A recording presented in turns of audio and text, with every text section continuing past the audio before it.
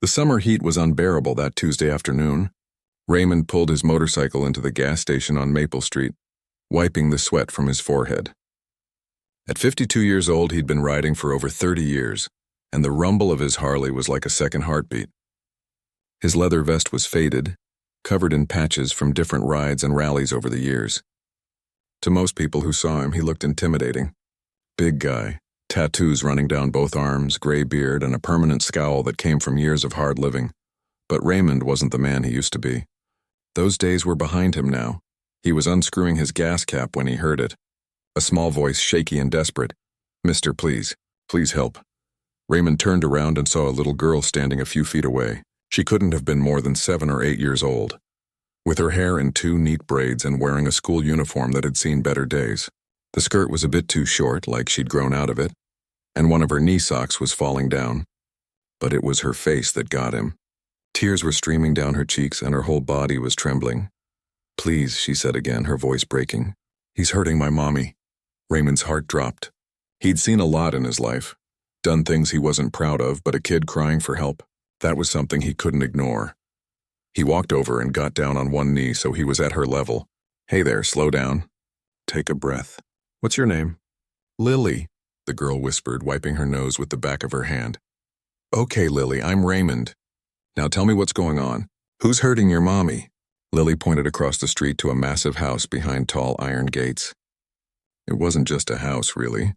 It was a mansion, the kind of place that screamed money. 3 stories, perfectly trimmed hedges, a fountain in the front yard, and probably more rooms than Raymond could count. "Over there," Lily said. "My mommy works there. She cleans the house. But Mr. Phillip came back and he's been so mean. Today he's really mad. I heard mommy scream and I got scared, so I ran to find help." Raymond felt his jaw tighten. "Your mommy works there? You live there too?" Lily nodded. "In the small room in the back?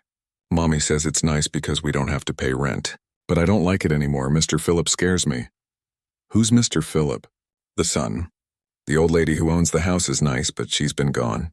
And Mr. Phillip drinks from bottles and yells a lot. Last week he threw a plate and it almost hit Mommy." Raymond's mind was racing. He'd spent years trying to stay out of trouble. After doing time in prison 15 years ago for assault, he'd promised himself he'd never go back. He'd built a new life. He volunteered at the community center, helped kids stay away from gangs, and kept his nose clean. Getting involved in something like this could go sideways fast. But then he looked at Lily's face again. "Those wide, terrified eyes, are there other people in that house?"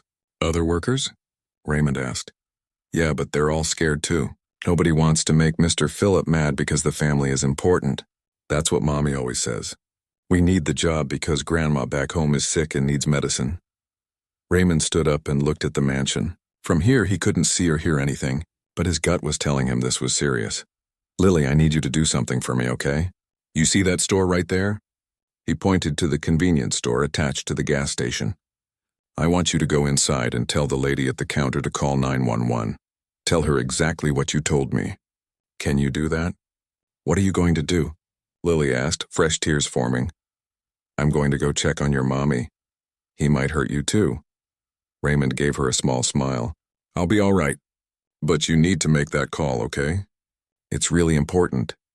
Lily hesitated for just a second, then nodded and ran toward the store. Raymond took a deep breath and started walking toward the mansion. Every step felt heavy. He knew he was probably about to make things complicated for himself. Rich people didn't like strangers showing up at their houses. And if this Phillip guy was as volatile as Lily said, things could get ugly fast, but what choice did he have? Walk away? Pretend he didn't hear a little girl begging for help? Not a chance. The gate wasn't locked, which surprised him. He pushed it open and walked up the long driveway. The closer he got to the house, the more he could hear. Shouting. A man's voice, loud and angry. Then the sound of something breaking like glass shattering against a wall. Raymond's pulse quickened. He'd been in enough fights to know what was coming. His body was already preparing, muscles tensing, senses sharpening. He hated that feeling. Hated that after all these years, that old version of himself could come rushing back so easily. The front door was slightly open. He could see into the foyer, all marble floors and a chandelier that probably cost more than his bike. But he didn't go through the front. Something told him to go around back, toward where the staff quarters would be. He followed a stone path along the side of the house past perfectly maintained gardens and a pool that sparkled in the sunlight. Everything about this place was designed to show off wealth. It made Raymond sick. The shouting was louder now. He followed the sound to what looked like the kitchen entrance, a heavy wooden door that led inside. Through the window he could see them. A woman, probably in her mid-30s, was backed against the kitchen counter. She had her hands up defensively, and even from outside Raymond could see the fear in her eyes. Her left cheek was red and swollen. This had to be Lily's mother, and standing in front of her was a man in expensive clothes, dress shirt half untucked, holding what looked like the broken remains of a vase.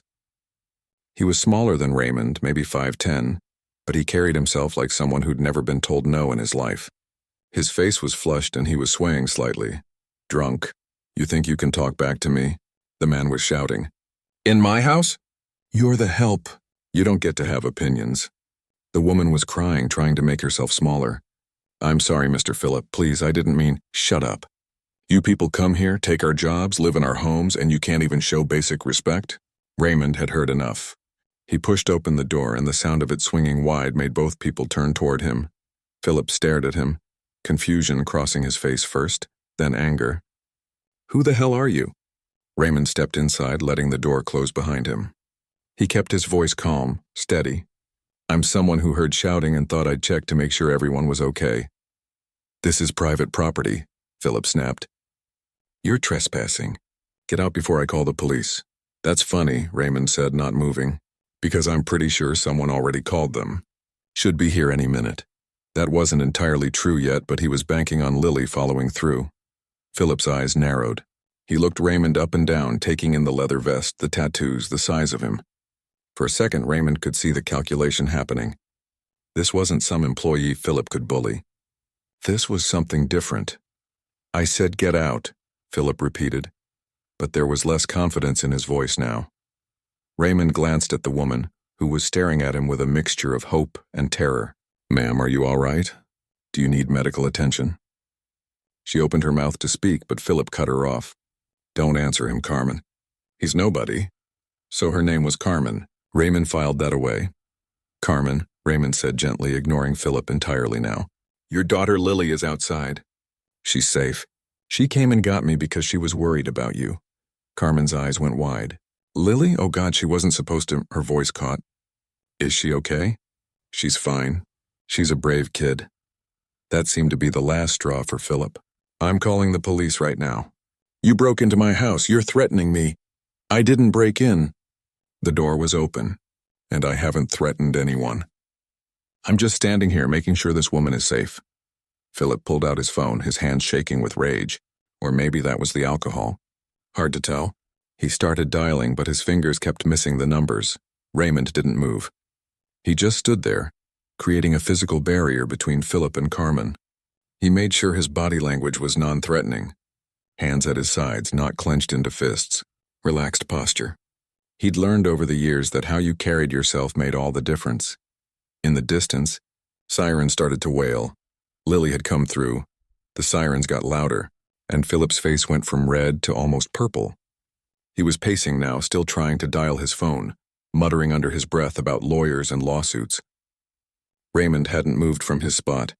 Carmen was still pressed against the counter, one hand touching her swollen cheek. "You're going to regret this," Philip said, pointing a finger at Raymond. "Do you have any idea who my family is?" "Who I am?" Raymond just looked at him. "Can't say that I do. The Harrisons. We practically built this town. My grandfather was on the city council for 20 years. My mother sits on the board of half the charities around here, and you just walked into our home like some kind of—" He didn't finish the sentence because 2 police officers came through the same door Raymond had used. They must have come around back following the same path.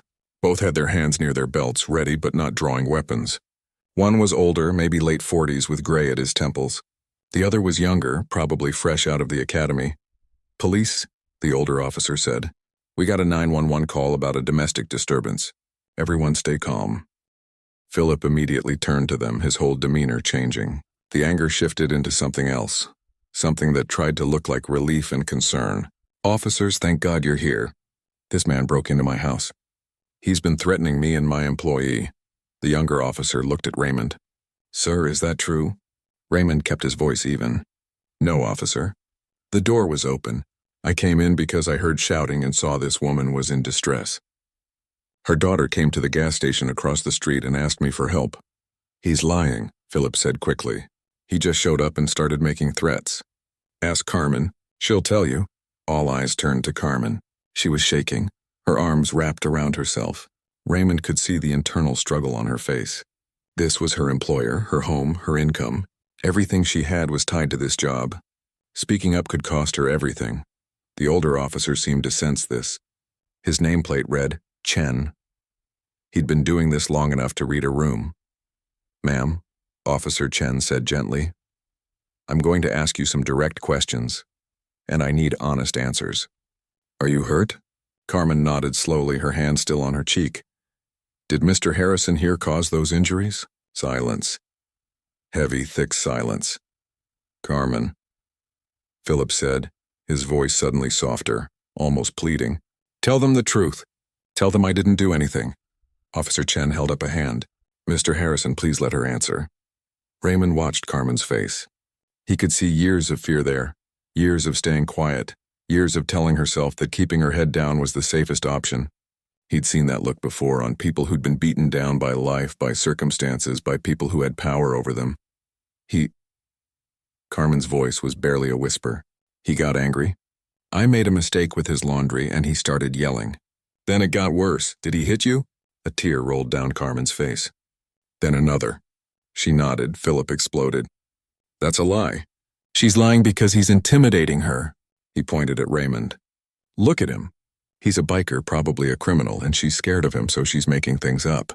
The younger officer stepped toward Philip. Sir, I need you to calm down. I will not calm down. This is my house. My employee is lying.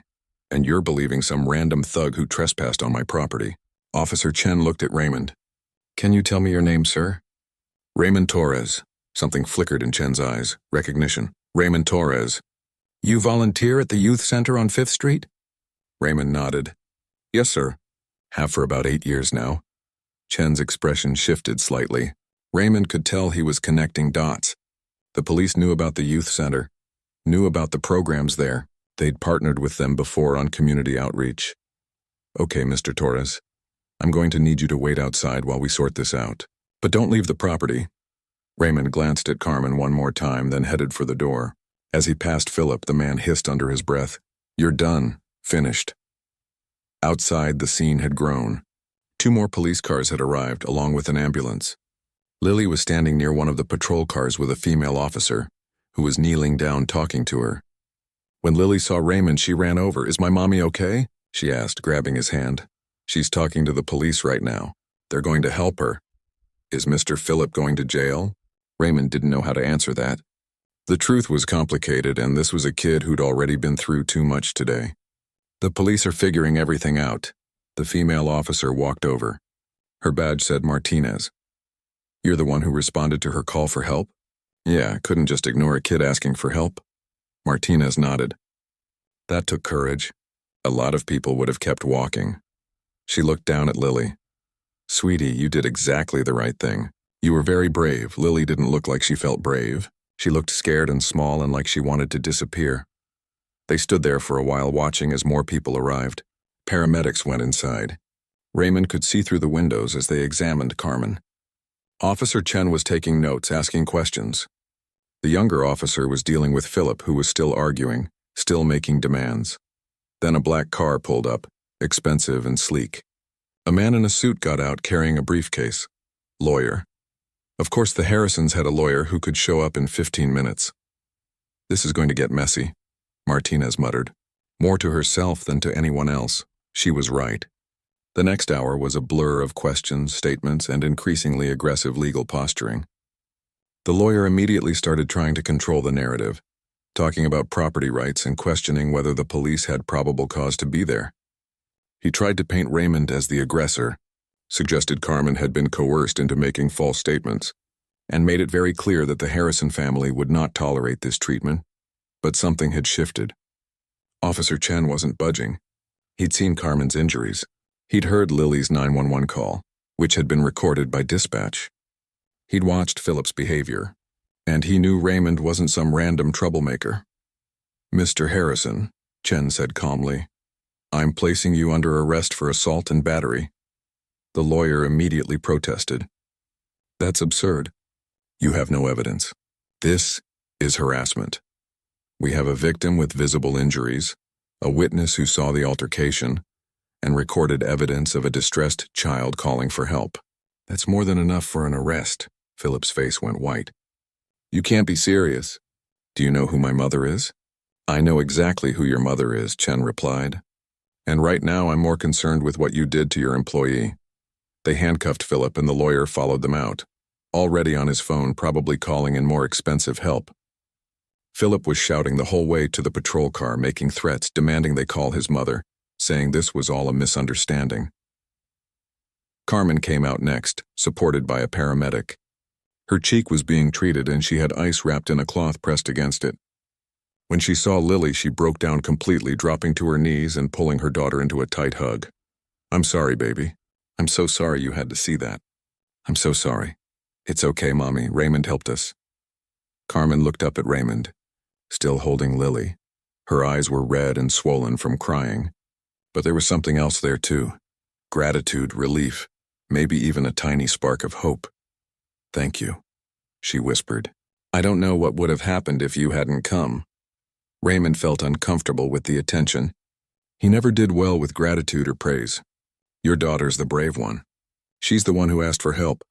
Officer Chen came over. "Ms. Rodriguez, the paramedics want to take you to the hospital to document your injuries more thoroughly. It's important for the case. I can't afford. It's covered. Don't worry about that right now. But Lily, I'll stay with her," Martinez offered.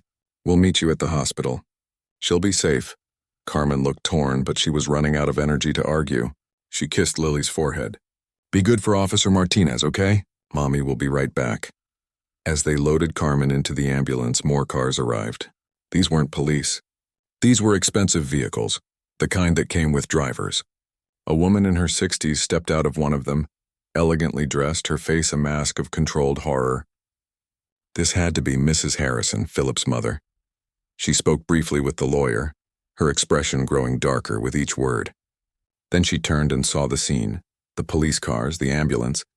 Lily standing there in her too small uniform, looking scared and lost. Mrs. Harrison walked over to Officer Chen. "I want to know everything that happened here today." "Ma'am, your son has been arrested for assault." "I know that," she said coldly. "What I want to know is what led to this situation, and I want the truth," Chen explained, and with each detail, Mrs. Harrison's face grew harder. When he finished, she was quiet for a long moment. "Where is Carmen now?" "On her way to the hospital." "And her daughter?" "She'll be going to meet her mother shortly." Mrs. Harrison nodded slowly. "I want to cover all medical expenses. I want Carmen to have access to whatever legal resources she needs. And I want a full investigation into how things got this bad without anyone telling me." The lawyer started to protest. Mrs. Harrison, with all due respect, admitting any responsibility at this stage is the right thing to do. She cut him off sharply. "My son hurt someone who works in my home, someone who trusted that she'd be safe here. There is no legal maneuvering that makes that acceptable." Raymond watched this exchange with interest. At least one member of the Harrison family had a conscience. But he also knew that money and good intentions didn't always translate to real consequences. Rich people had a way of making problems disappear, even when they claimed they wanted justice. Officer Martinez brought Lily over to Mrs. Harrison. "This is Carmen's daughter, Lily." Mrs. Harrison looked down at the little girl, and for a moment her composed expression cracked. "Hello, Lily. I'm very sorry about what happened today. Your mother is a wonderful woman and she didn't deserve any of this." Lily just stared at her, not sure what to say to this fancy lady in expensive clothes. "Officer," Mrs. Harrison said, "I'd like to accompany you to the hospital if that's permitted." "I want to speak with Carmen personally." Chen considered this, then nodded. "That should be fine." As they prepared to leave, Mrs. Harrison turned to Raymond. "You're the man who intervened?" "Yes, ma'am." "Thank you for that. If you hadn't been there—" She didn't finish the sentence. She didn't need to. Raymond just nodded. The hospital waiting room smelled like disinfectant and old coffee. Raymond sat in one of those uncomfortable plastic chairs, Lily next to him coloring in a book that one of the nurses had given her. Officer Martinez had stayed with them for a while, but eventually had to get back to her shift. She'd made sure they were comfortable before leaving, giving Raymond her card and telling him to call if they needed anything. It had been 2 hours since they brought Carmen in. The doctors were being thorough, documenting everything. Raymond had overheard one of the nurses say something about taking photos of all the injuries, both new and old. That last part had stuck with him. Old injuries. This hadn't been the first time. Lily had been quiet mostly, focused on her coloring. But every few minutes she'd look up at the doors where her mother had disappeared, worry clear on her face. "She's going to be okay," Raymond said for probably the 10th time. "I know," Lily replied, but her voice was small. "I just wish she'd come out. Doctors like to be really careful. They want to make sure they don't miss anything." Lily nodded and went back to coloring. She was working on a picture of a house with a big garden. Raymond noticed she was using lots of bright colors, way different from the stark white mansion where she actually lived. "Is that your house?" he asked. "No, it's the house I want. With flowers and a swing set and a dog. Mommy says maybe someday we can have a dog, but Mr. Phillip doesn't like animals." Raymond felt a fresh wave of anger toward Philip Harrison. What kind of person made a kid live in a place where she couldn't even have a dog? The doors finally opened and a doctor came out. Young guy, probably early 30s with kind eyes behind wire-frame glasses. "Family for Carmen Rodriguez?" Raymond stood up. "I'm not family, but I'm here with her daughter." The doctor looked at Lily, then back at Raymond. "Are you her father?" "No, sir. Just a friend helping out." The doctor seemed to consider this, then nodded. "Carmen's going to be fine. No broken bones, no internal injuries, but she has significant bruising and swelling, particularly on her face and arms. We've documented everything thoroughly. She's going to be sore for a few days, but nothing that won't heal." "Can we see her?" Lily asked, standing up quickly. "In just a minute. There are some people with her right now, but she asked for you to come back soon." "People?" Raymond wondered who else was there. 10 minutes later, a nurse led them back through the maze of hallways to a private room. Carmen was sitting up in bed, looking exhausted but relieved. Mrs. Harrison was there too, sitting in a chair beside the bed. And there was another woman, middle-aged, with sharp eyes and a professional demeanor, holding a notepad. "Mommy!" Lily ran to the bed and Carmen carefully wrapped her arms around her daughter, wincing slightly from the movement. "I'm okay, baby. I promise I'm okay." Raymond hung back near the door, feeling like maybe he was intruding on something, but Carmen looked over at him and smiled weakly. "Raymond, please come in. You should hear this too." Mrs. Harrison stood up. "Mr. Torres, I believe we met briefly at the house. I wanted to thank you again properly this time for what you did today. No thanks necessary, ma'am. Nevertheless, you intervened when you didn't have to. That takes character." She gestured to the other woman. "This is Diane Foster. She's an attorney I've retained to represent Carmen if she chooses to accept the representation." The lawyer, Diane, gave a professional nod. "We've been discussing Carmen's options. There are both criminal and civil aspects to consider here." Raymond wasn't sure what to say to that. He'd done his part, gotten Carmen help. He'd figured his involvement would end there. But apparently this was just getting started. "Mrs. Harrison has been very generous," Carmen said quietly. "She's offered to cover all my medical expenses and Ms. Foster has agreed to represent me without charge." "There's more," Mrs. Harrison said. "Carmen, I want you to know that what happened today was completely unacceptable. My son's behavior was inexcusable, and I take responsibility for not being more aware of what was happening in my own home." "You've been traveling," Carmen said. "You didn't know. I should have known. I should have checked in more, paid attention to the staff, made sure everyone felt safe." Mrs. Harrison's voice was firm. "Going forward, things are going to change. But first, we need to deal with the immediate situation." Diane opened her notepad. "The police have charged Philip with assault and battery. That's the criminal side, and that process will move forward regardless of what Carmen decides. But there's also the question of a civil suit for damages." Carmen looked uncomfortable. "I don't want to cause trouble." "Carmen," Diane said gently, "you're not causing trouble. Philip caused trouble. What happened to you was illegal and wrong. You have rights and you deserve justice. But what about my job? What about where we live?" This was clearly what Mrs. Harrison had been waiting to address. "Carmen, you are not losing your job. And you're certainly not losing your home such as it is. She paused. In fact, I've been thinking about this situation and I realize that the living arrangements for staff have been inadequate. The quarters in the back of the house were never meant to be long-term family housing. It's been fine, Carmen said quickly. No, it hasn't. You and Lily deserve better. I'm going to be looking into finding appropriate housing for all my staff. Real apartments with space and privacy. But in the immediate term, I want you to know that you're secure. You don't need to worry about income or where you'll sleep. Raymond watched Carmen's face as she processed all this. He could see the disbelief there, the fear that maybe this was too good to be true. He understood that feeling. When you'd spent your whole life waiting for the other shoe to drop, kindness felt suspicious. There's something else, Diane said. In the course of the police investigation, other members of the household staff have come forward with their own complaints about Philip. Carmen looked surprised. They have? Yes, it seems Philip's behavior has been a problem for quite some time, but people were afraid to speak up. Your courage today and Lily's has given others the strength to tell their stories. Mrs. Harrison's expression darkened. I've spent the last 2 hours learning things about my son that make me deeply ashamed. This wasn't an isolated incident. There's a pattern of behavior that I completely missed. You can't blame yourself, Carmen said softly. Can't I? I'm his mother. I raised him, and somewhere along the way I failed to instill basic human decency. Mrs. Harrison shook her head. But that's not your burden to carry. Right now I want to focus on making sure you and the others who've been hurt receive justice and compensation. Lily had been quiet through all of this, snuggled against her mother. Now she spoke up. Does this mean we don't have to live with Mr. Philip anymore? Philip won't be coming back to the house, Mrs. Harrison said firmly. Even if he makes bail, which his lawyer is currently working on, I'm filing for a restraining order. He won't be permitted on the property. What about the other house? Lily asked. The one with the garden? Mrs. Harrison looked confused. What other house, sweetie? Lily held up her coloring.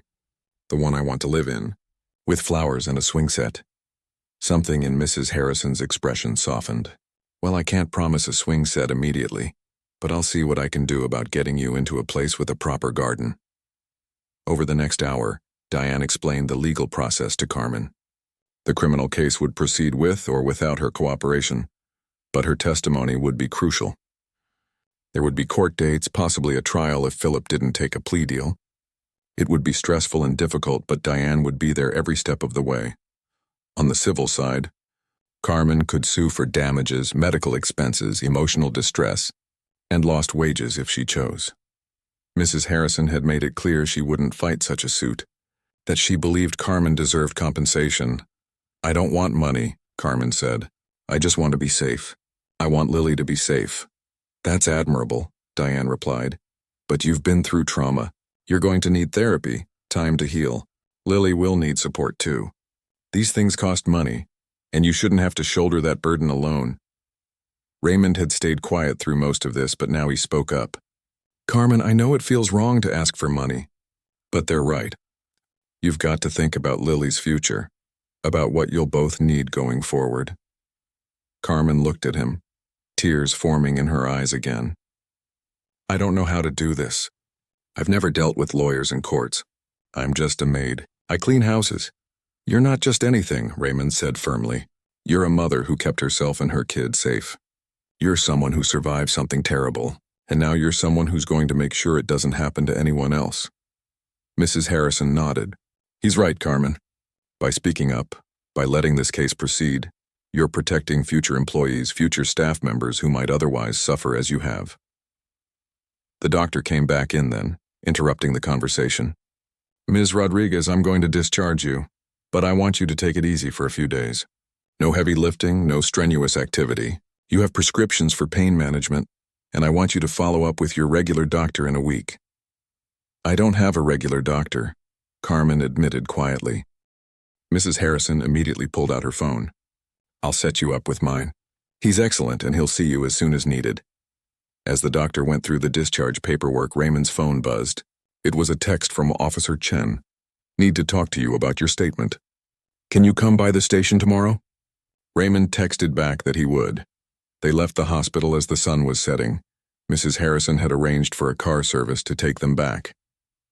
Not to the mansion, but to a hotel. Just for tonight, she'd explained. Give you some space to breathe, to process everything. Tomorrow we'll figure out something more permanent. In the car, Lily fell asleep against her mother. Carmen sat quietly, staring out the window at the passing streetlights. You okay? Raymond asked. Carmen was quiet for a long moment. I keep thinking about all the times I should have left. All the times I should have spoken up. Why did I wait so long? Because you were scared. Because you had a daughter to take care of and bills to pay and no safety net. That's not weakness, Carmen. That's survival. I let Lily see me get hurt, and she saw you survive. She saw you be strong enough to let people help you. That's a lesson worth learning. Carmen wiped her eyes. What happens now? With everything?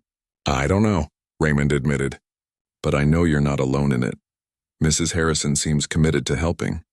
That lawyer seems tough, and the police have enough evidence to make a solid case. What about you? Raymond was surprised by the question. What about me? Will you stick around? Or was this just a one-time thing? He thought about that. He'd done his part, hadn't he? He'd answered a kid's call for help. He'd made sure Carmen was safe. He could walk away now with a clear conscience.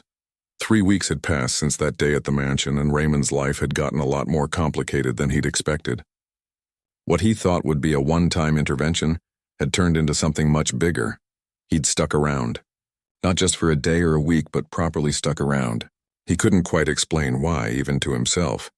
Maybe it was the look in Lily's eyes when she'd asked for help. Maybe it was seeing Carmen struggle to navigate a system that seemed designed to protect people like Philip Harrison. Or maybe he just couldn't walk away from unfinished business. The police station had become familiar territory. Officer Chen had needed his statement multiple times as more details emerged. It turned out Philip's behavior had been worse than anyone initially realized. 3 other former employees had come forward with similar stories. The gardener's niece who'd quit suddenly last year, a previous housekeeper who'd left without notice, even a delivery driver who'd filed a complaint that mysteriously disappeared. This guy's been getting away with this for years, Chen had explained during one of their meetings. Money and influence kept it quiet. But this time we've got everything documented. Medical reports, witness statements, that 911 recording of Lily. It's solid. Still, solid didn't mean easy. Philip had been released on bail within 24 hours of his arrest. His lawyer was one of those expensive types who probably charged more per hour than Raymond made in a month. They were fighting every step of the way, trying to get charges reduced, evidence thrown out, anything to protect their client. The case had become local news. Not front page, but enough that people were talking. The wealthy Harrison family heir, arrested for assaulting household staff. It was the kind of story that made for good gossip at coffee, shops, and dinner tables. Raymond met Carmen and Lily most afternoons at the community center where he volunteered. Mrs. Harrison had made good on her promise, finding Carmen and Lily a small apartment about 10 minutes away. Nothing fancy, but it was clean, safe, and theirs. Carmen was still technically employed by the Harrisons, still receiving her full salary. But she wasn't working at the mansion anymore. Mrs. Harrison had insisted she take paid leave while everything got sorted out. How are you holding up? Raymond asked Carmen one afternoon. They were in the community center's small kitchen, making sandwiches while Lily played with some other kids in the main room. Some days are better than others, Carmen admitted. She was moving easier now. The bruises faded to yellow-green marks that would soon disappear completely. But Raymond knew the invisible injuries took longer to heal. The lawyer keeps preparing me for court, going over what questions I'll be asked, how to answer. It's exhausting, I bet.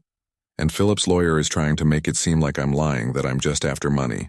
They've been looking into my immigration status, my work history, everything, trying to find something to use against me. Raymond felt his jaw tighten. This was the part that made him angriest. Carmen was the victim, but somehow she was the one being investigated, having her life picked apart. Diane says it's normal, Carmen continued, that they're just fishing, trying to find leverage. But it feels wrong. I didn't do anything except try to survive. You're doing the right thing. Standing up, fighting back, that takes guts. Carmen smiled weakly. I don't feel very gutsy. Mostly I feel scared and tired. That's what courage is, though, being scared and doing it anyway. Through the window they could see Lily playing.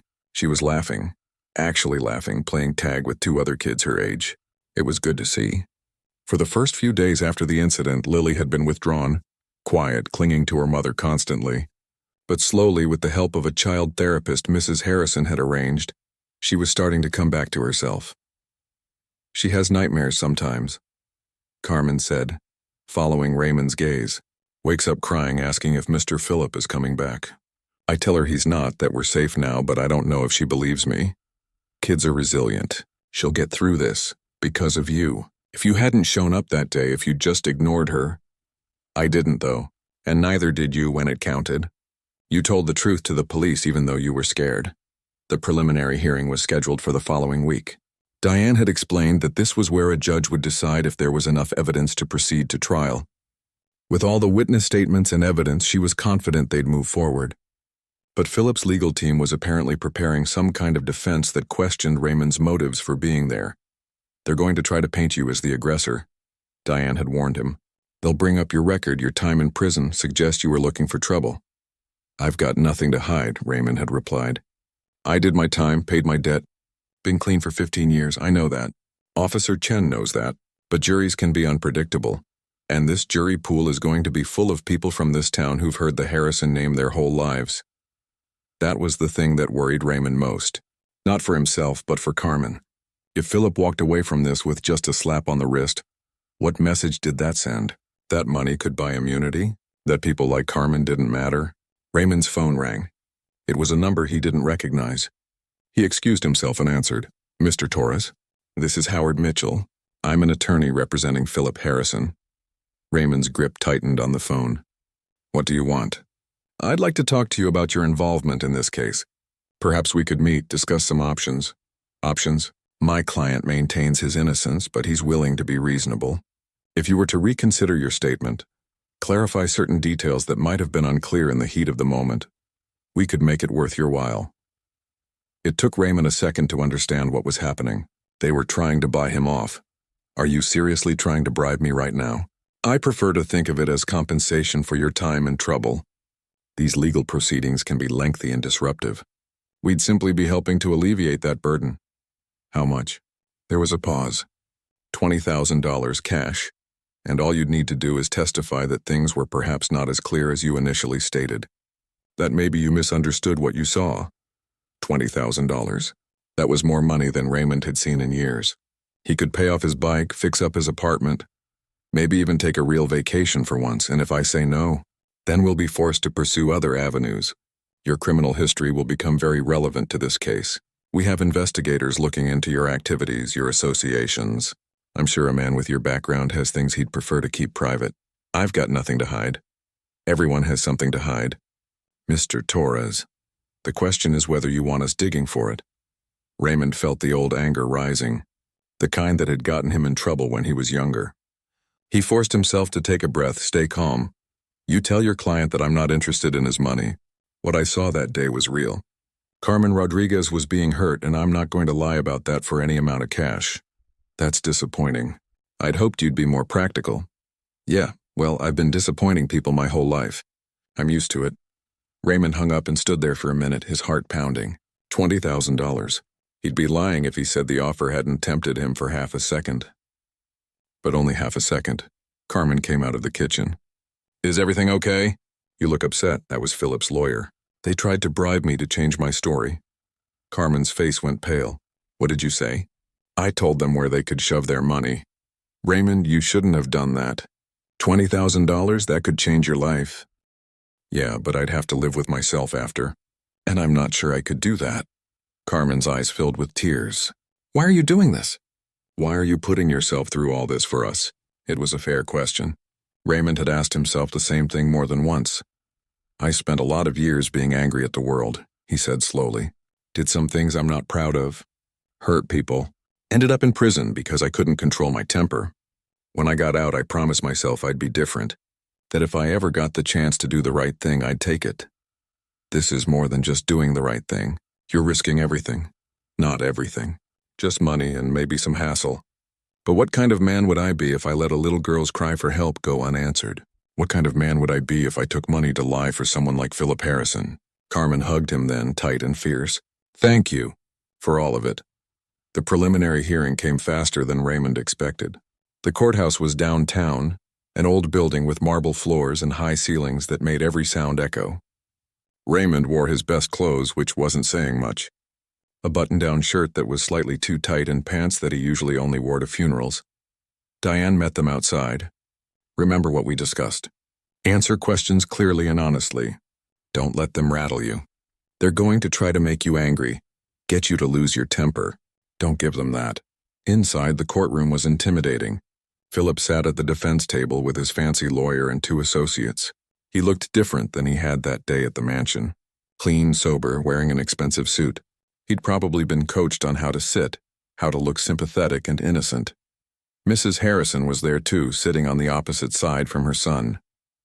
That had to be hard, Raymond thought, choosing justice over family. But she'd been clear about where she stood. The hearing lasted 3 hours. Carmen testified first, her voice shaking but steady as she described what happened. Philip's lawyer tried to trip her up, suggesting she'd been angry about something else, that Raymond had pressured her into making false accusations. But Carmen held firm. Then it was Raymond's turn. He walked to the stand, placed his hand on the Bible, and swore to tell the truth. The prosecutor went first, walking Raymond through that day in careful detail. What time he'd arrived at the gas station, how Lily had approached him, what he'd seen and heard when he entered the mansion. Raymond kept his answers clear and simple, just like Diane had coached him. Then came Philip's lawyer, Howard Mitchell. He stood up slowly, buttoning his suit jacket with the kind of practiced confidence that probably cost $500 an hour. "Mr. Torres, you have a criminal record, don't you?" "Yes, sir. Assault and battery, if I'm not mistaken."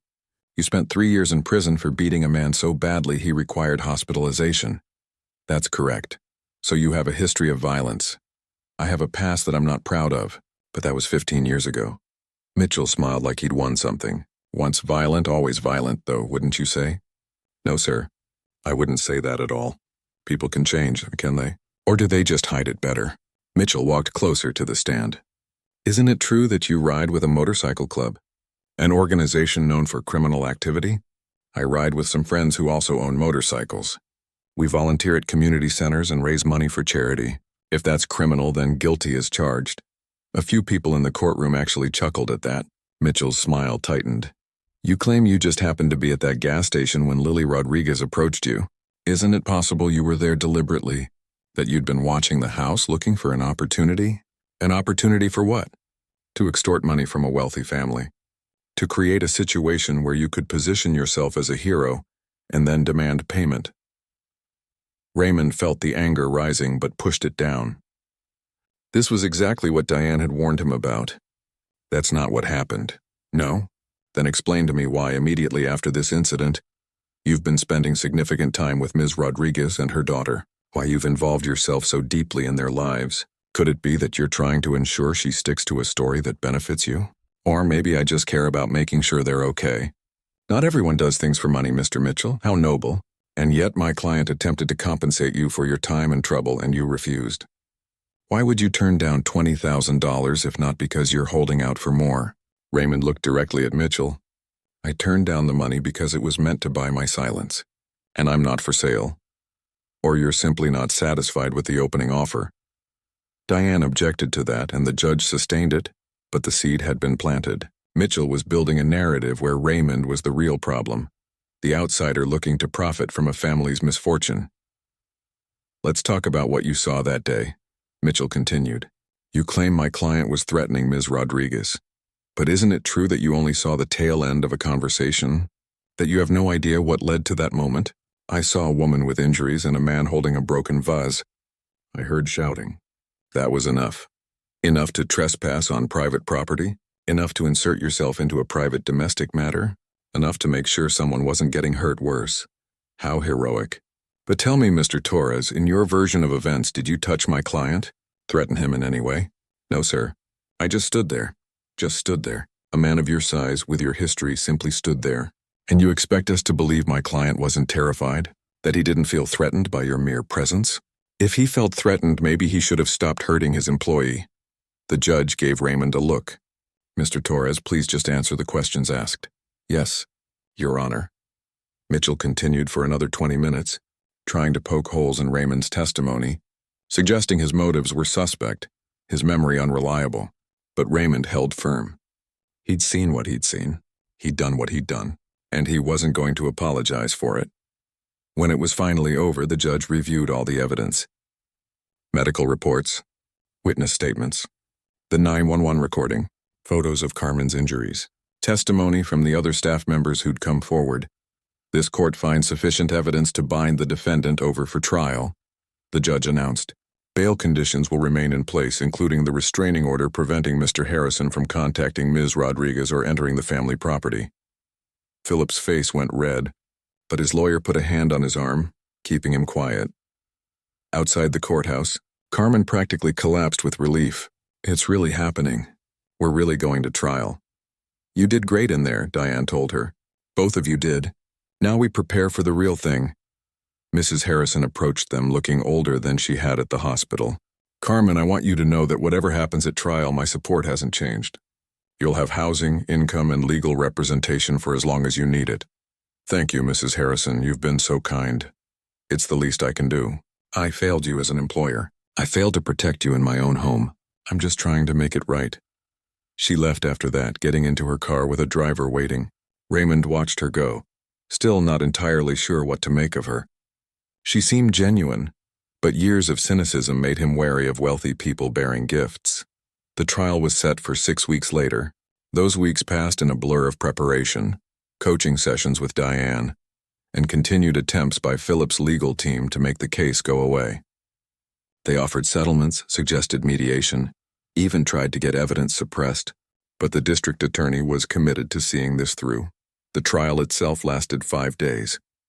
The prosecution presented a mountain of evidence. Carmen's testimony was even stronger than it had been at the hearing. Other victims came forward telling similar stories.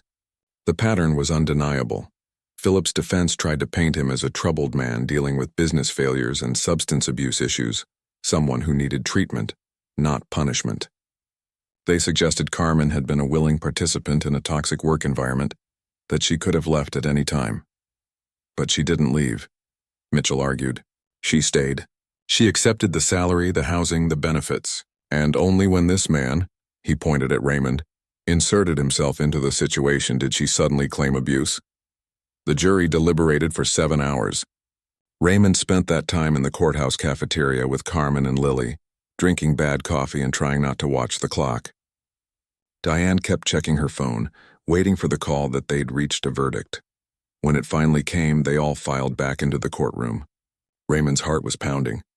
He'd seen enough cases go sideways to know that justice wasn't guaranteed, especially when money was involved. The jury foreman stood. In the case of the state versus Philip Harrison on the count of assault and battery, we find the defendant guilty. Carmen gasped. Lily grabbed her hand. Raymond felt something release in his chest, tension he'd been carrying for weeks. Philip's face went white. His lawyer immediately began talking about appeals.